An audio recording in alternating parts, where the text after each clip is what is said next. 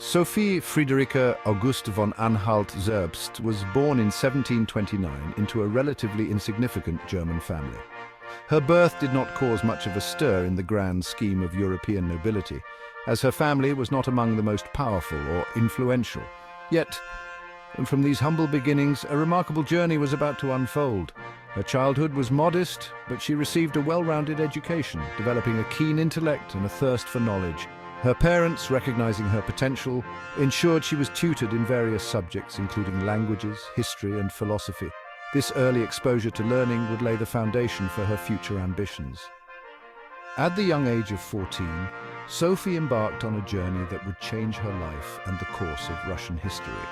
She was chosen to marry the heir to the Russian throne, a decision that would take her far from her familiar surroundings. The journey from her small German principality to the vast expanse of Russia was both physically and emotionally challenging. She was chosen as the bride for the heir to the Russian throne, the future Peter III. This union was not just a personal milestone, but a significant political alliance orchestrated to strengthen ties between Russia and her homeland. The engagement was a whirlwind of new experiences and expectations. Leaving behind her family and homeland, Sophie traveled to Russia, a vast and unfamiliar land. The journey was long and arduous, filled with uncertainties.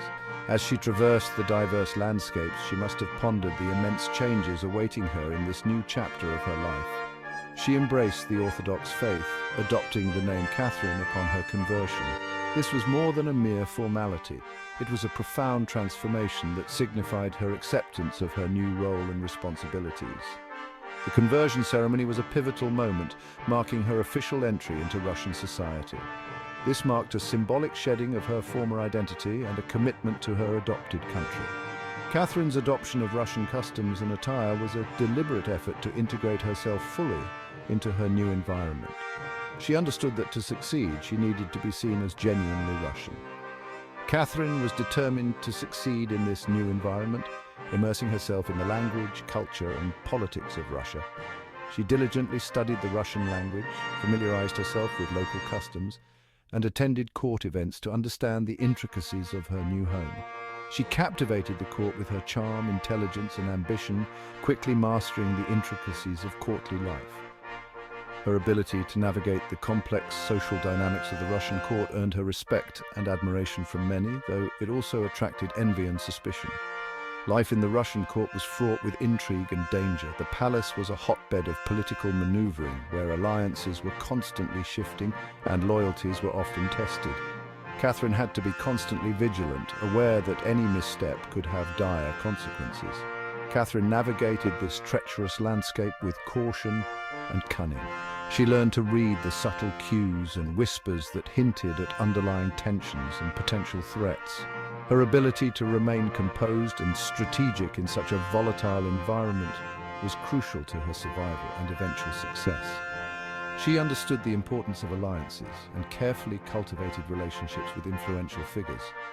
By aligning herself with key players in the court, she built a network of support that would prove invaluable in her rise to power.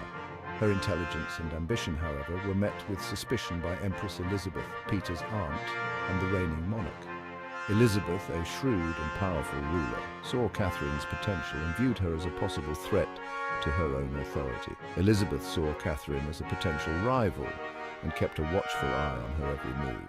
The Empress's scrutiny added another layer of complexity to Catherine's already challenging situation, forcing her to be even more discreet and strategic in her actions. Despite the challenges, Catherine used her time wisely. She continued to educate herself, delving into a wide range of subjects that would later inform her policies and reforms. Her intellectual pursuits were not just a pastime, but a preparation for the future she envisioned. She immersed herself in the works of Enlightenment thinkers like Montesquieu and Voltaire. Their writings offered new perspectives on governance, society, and human rights, which resonated deeply with her own ideas and aspirations. Their ideas about reason, progress, and the role of government resonated deeply with her. Catherine found in these works a blueprint for the kind of enlightened rule she hoped to bring to Russia, one that emphasized rationality, justice, and the well-being of her subjects. These philosophical underpinnings would later shape her reign and transform Russia's place in the world. Catherine's vision for Russia was ambitious, aiming to modernize the nation and expand its influence, making it a formidable power on the global stage. Catherine's marriage to Peter III proved to be a profound disappointment. Despite the grandiose ceremony and the high expectations, the union quickly soured. Peter was immature, unstable, and openly unfaithful. His erratic behavior and lack of decorum were evident to all who observed him. He displayed little interest in governing and spent most of his time indulging in frivolous pursuits. His days were filled with childish games and nights with excessive drinking and partying. Catherine, on the other hand, possessed a sharp intellect and a deep understanding of politics. She was well-read and had a keen interest in the Enlightenment ideas sweeping through Europe. She yearned for power and influence, but her position as Peter's wife confined her to the sidelines. The court's stifling atmosphere and her husband's neglect only fueled her determination. Despite her husband's neglect and the stifling atmosphere of the court, Catherine refused to be relegated to the shadows. She began to carve out her own path, seeking ways to assert her influence. She sought solace in intellectual pursuits, engaging in passionate correspondences with leading Enlightenment thinkers. These letters were not just a means of escape, but a way to build alliances and gather support. Catherine's letters showcased her sharp wit, her insightful observations on Russian society, and her growing commitment to reform. She envisioned a Russia that was more enlightened and progressive. She envisioned a Russia that embraced education, innovation, and a more just legal system. Her ideas were revolutionary and aimed at modernizing the nation. The birth of Catherine's son, Paul, brought her both joy and a strategic advantage. Paul was not just her child, but a symbol of her future ambitions. Paul represented the future of the Romanov dynasty, strengthening Catherine's position within the court. His birth was a turning point, giving her a new sense of purpose. She was determined to secure her son's inheritance and saw Peter's growing unpopularity as an opportunity. Catherine began to strategize, carefully planning her next moves. His pro-Prussian policies and his dismissive attitude towards Russian traditions alienated him from the powerful nobility and the Orthodox Church. Peter's actions only served to isolate him further. As Peter's behavior became increasingly erratic, whispers of discontent grew louder within the court and among the military. The dissatisfaction was palpable, and Catherine took note. Catherine recognized the simmering resentment and skillfully positioned herself as a sympathetic figure. She listened to the grievances of the courtiers and soldiers, offering them hope. She presented herself as a defender of Russian interests and a champion of the Orthodox faith. Her alignment with the Church further solidified her standing. Her intelligence, charm, and political acumen had earned her the loyalty of key figures. Setting the stage for a dramatic power struggle, Catherine was now ready to challenge Peter for the throne, with a growing base of support behind her. In 1762, after only 6 months on the throne, Peter III's reign came to an abrupt end. His short-lived rule was marred by unpopular decisions and a lack of support from key factions within the Russian court. Catherine, with the support of her loyal allies in the military and the court, orchestrated a bloodless coup d'etat. Her strategic acumen and ability to rally influential figures to her cause were instrumental in the success of the coup. Peter, caught off guard and abandoned by his supporters, was forced to abdicate. His isolation was complete, and he had no choice but to relinquish the throne to Catherine. Catherine, the German princess who had once been an outsider, ascended to the Russian throne as Empress Catherine II. Her journey from a foreign princess to the ruler of Russia was nothing short of remarkable. The coup was swift and decisive, a testament to Catherine's strategic brilliance and the depth of Peter's unpopularity. The speed and efficiency of the takeover left little room for resistance. She had carefully cultivated alliances and garnered support among the influential factions within the Russian elite. Her ability to navigate the complex web of court politics was key to her success. Catherine skillfully used Peter's own blunders to her advantage, portraying herself as the savior of Russia from his disastrous rule. She positioned herself as the leader who would restore stability and prosperity to the nation.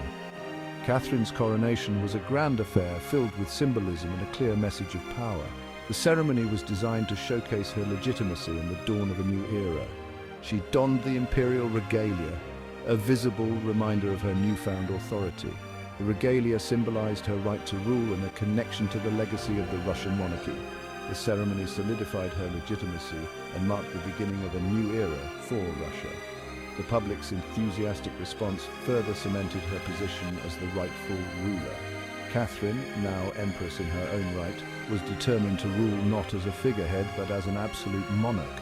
She was resolute in her vision for Russia and her role as its leader. From the outset, Catherine made it clear that her reign would be marked by reform and modernization. She sought to transform Russia into a modern state, capable of competing with the great powers of Europe. She had learned from Peter's mistakes, understanding the importance of securing the support of the nobility and the church. Catherine knew that to implement her reforms, she needed the backing of these powerful institutions. Catherine's reforms were carefully calculated to strengthen her own power base while also propelling Russia forward on the path to becoming a major European power. Her vision for Russia was ambitious, and she was committed to seeing it through. Catherine also understood the importance of foreign relations. She worked tirelessly to improve Russia's standing on the international stage, forging alliances and engaging in diplomacy to secure her nation's interests. Beyond politics and military reforms, Catherine was a patron of the arts and education. She believed in the power of culture to elevate Russia and invested in numerous projects to promote learning and the arts. Under her reign, Russia saw the establishment of new educational institutions and the flourishing of intellectual life. Catherine's support for the Enlightenment ideals helped to modernize Russian society and culture. Catherine's legacy is one of transformation and progress. Her reign marked a pivotal period in Russian history, setting the stage for the nation's emergence as a major European power.